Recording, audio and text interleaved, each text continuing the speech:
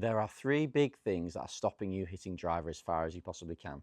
In this video, I'm going to explain what they are and how to fix them. Before we get into that, if you could please like and subscribe. I put out new videos like this every single week that I'm certain will help your game. Right, so the first thing that I think is killing amateur golfers' speed is posture. So most golfers that turn up to lessons that I've never met before or haven't watched any of my stuff is they all stand too bent over. So we've got this idea in our heads that we want to stand like an athlete, whatever that means. And generally golfers, that means a big hip hinge and an angle of spine that's just too far over. Now, although this feels athletic, the problem is it puts our hamstrings too much into a stretched position. It makes our lower back very tight and very sort of switched on. And from here, I'm going to really struggle to make a good turn because A, it's painful because I'm not very flexible, and B, in order for me to get into a good turn position, I'm actually just going to have to stand up. And as soon as we have a swing where our head, or our upper center to be more precise, is moving up and down or left and right, then we're going to struggle to strike the ball consistently. And if you can't hit the ball consistently, then you're just not going to hit the ball very far. So we've got to get into good posture. So what does that even mean? So, well, what I like to see is a golfer who stood up nice and tall. I think we're trying to make a big move, so we want to be stood as big as possible. I like to see that the armpit or the back of the arm sits very much over our knees and the balls of our feet. Now this to a lot of people feels like they're stood very tall or very upright, but actually in this sort of posture here, I'm able to make a big turn without any sort of major effort, where when I'm here to make a big turn, I just have to move in a way that isn't productive to striking a golf ball at speed. So we want to stand in a position to where we're as relaxed as possible, but we're able to react and create speed and get into good positions. So what you're going to do is put the club down behind the ball and actually then just stand up straight.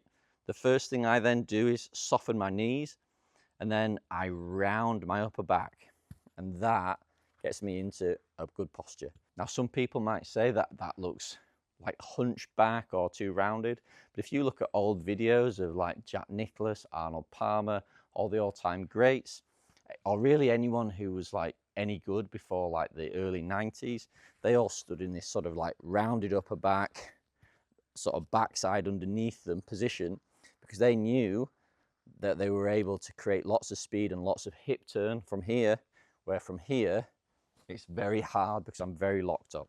So stand up nice and straight, soften the knees, round the upper back, and then put the club down.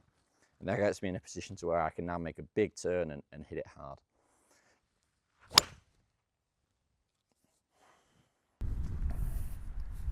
Oh hey, you're still here. Thank you. So most of you guys watching this are not subscribers, and although the few subscribers that are watching this, thank you very much for being here, I could really do with the help. If you subscribe, like and comment, even if you think I'm stupid, that really boosts the engagement. It helps get this video out to more people and helps me grow. So anything you can do to help, that'd be great. Thanks. The second thing that's robbing amateur golfers of distance is not using their wrists enough. So we know that we want our wrist to hinge back some amount and cock upwards some amount. And actually what that looks like is pretty much a 45-degree hinge from straight up. Now that gets me in a position to where my right wrist is loaded and I've got some amount of wrist cock here. And the more I use my wrists, the more I'm able to then uncock my wrists, unhinge my wrists and create speed. If I make a swing where I keep my wrist very rigid, then I might hit the ball really straight, but I'm not going to hit the ball very far because I'm not creating any load in the shaft, I'm not creating any whip, and ultimately it doesn't really matter what I do because I can't turn my body fast enough with stiff wrists to hit the ball anywhere. I'm just never going to be a good player. So what you need to do as a golfer is learn what that sort of 45-degree hinge upwards feels like. It's not straight upwards and it's not straight back, it's somewhere in the middle. And then go up to the top. And you can see that I've got a good amount of hinge at the top of the swing. Right wrist is hinged, left wrist is cocked. And from there, I've stored some energy and I'm able to release that into the ball to send it downrange. A lot of golfers to me will say that feels too wristy, I can't control it. But actually what you have to remember here is we're trying to gain speed, so you will, to start with, feel a bit out of control. That's fine. We have to sort of work to a new maximum speed. We've got to swing faster than we ever have because we want to hit it further than we currently do. So I want you to stand there, do a couple of wristy waggles, practice that hinge, and then work that in with your big turn that you can do from your good posture, and that will give you a bit of a longer swing and it will give you more clubhead speed.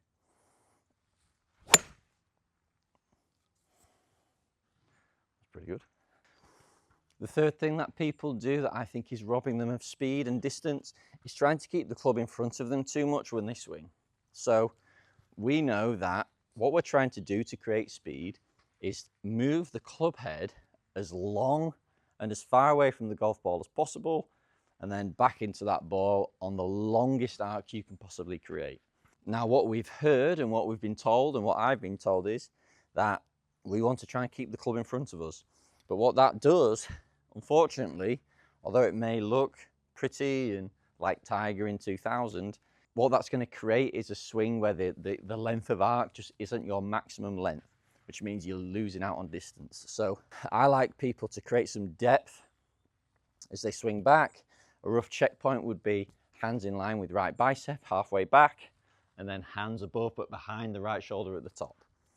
In getting to that position, instead of a position where the hands are in front and maybe above the right shoulder, is I can get the club head further away from the ball over there than up here.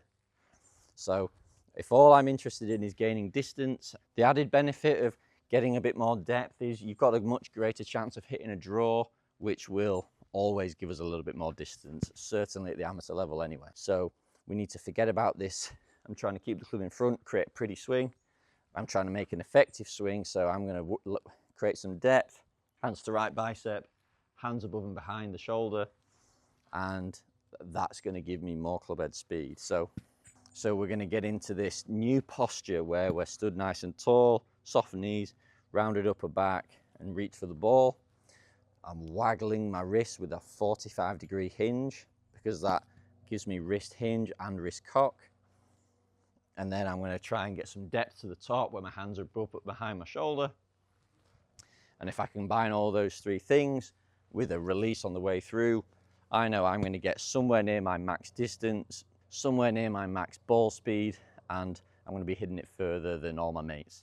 So, good posture, nice and tall, relaxed, rounded, old school posture, not new school posture. I've got that 45-degree wrist hinge, it's not a cock, it's not a set, it's a 45 degrees.